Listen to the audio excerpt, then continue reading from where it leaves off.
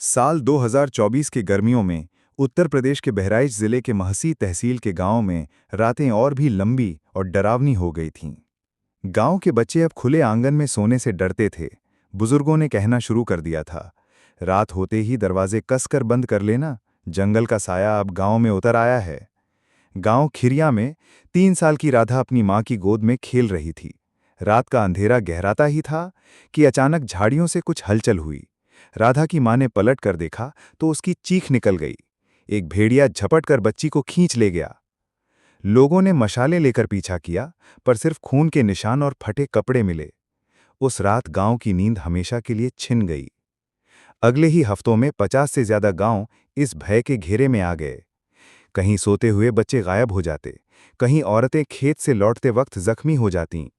हर बार एक ही पैटर्न था, हमला अचानक होता, शिकार को खेत या झाड़ियों की ओर घसीट लिया जाता और पीछे रह जाती चीखें, आंसू और दहशत।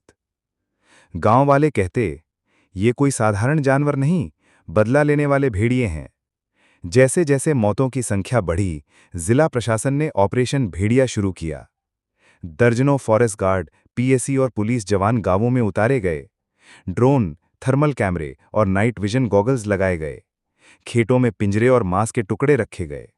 लेकिन भेड़िए चालाक थे। रात में किसी खेत से हमला कर देते और सुबह तक गायब हो जाते। गांव के बुजुर्ग कहते, बहुत साल पहले यहाँ के जंगल काट दिए गए थे, भेड़ियों का ठिकाना उजड़ गया, अब वे बदला ले रहे हैं। कुछ लोग तो इसे दैवीय प्रकोप मानने लगे। मंदिरों में हवन और पूजा होने लगी।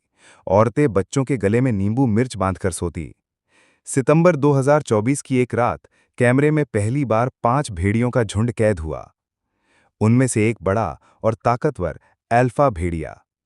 लोगों का डर सच साबित हुआ। ये कोई अकेला जानवर नहीं, बल्कि एक पूरा शिकारी गिरोह था।